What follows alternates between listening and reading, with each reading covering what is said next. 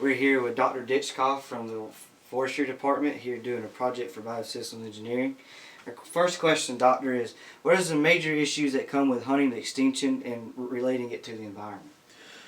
I guess first of all I would say that there's a general belief amongst the public that hunting leads to the extinction of a lot of species. Yes. The reality is that there's not been a lot of cases historically that hunting has led to extinction. Hunting can have major impacts on populations, but in most cases, habitat loss, habitat alteration, and environmental stresses are things that lead to extinction. And only when populations have been reduced significantly, normally due to these other things, does hunting have that level of impact. And I guess the other thing that I would want to clarify is there's a difference between hunting and and illegal harvest. Yes, sir. Those are two totally different things, and so I think it's important to kind of clarify those two. Okay. Second, what are some effects in the decline of the species populations that we have seen throughout history? We're currently at a major extinction event globally. When we go all the way from probably bacteria all the way up to the largest animals that we have on Earth, we have massive habitat alterations, environmental change, and that sort of thing that is putting pressure on a lot of different species.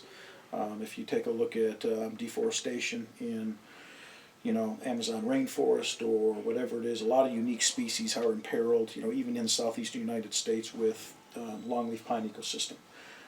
The impacts are significant in terms of how those, when you remove an animal, you essentially remove one brick from a wall.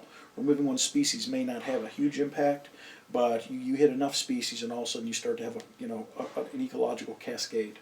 Yes, there's a few situations out there where elephants are a classic example. You remove elephants from an ecosystem and that ecosystem changes drastically.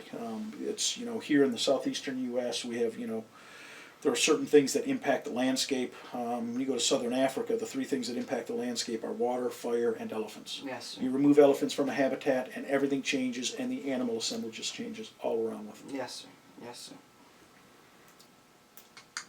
What, in your opinion, in this area of the United States, what has been the hardest animal, or not the hardest, the biggest animal that we have seen to go extinct that has caused the most problems?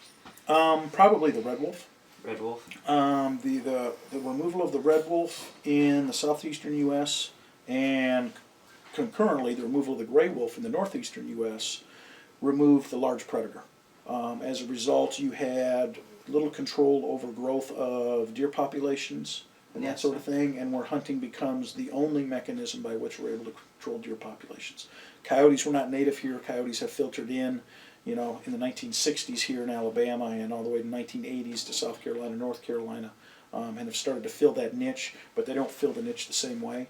And so as a result of removal of that animal, and it wasn't necessarily legal or illegal harvest, it was more persecution of those wolves and habitat loss. A new predator has filled its role, but this predator preys more on fawns than adults, and as a result there's a different population dynamic there that has been an adjust for managers to deal with. Yes, sir. Yes, sir. We've been talking about all the negative effects, all this, but what are some of the positive effects that come with hunting?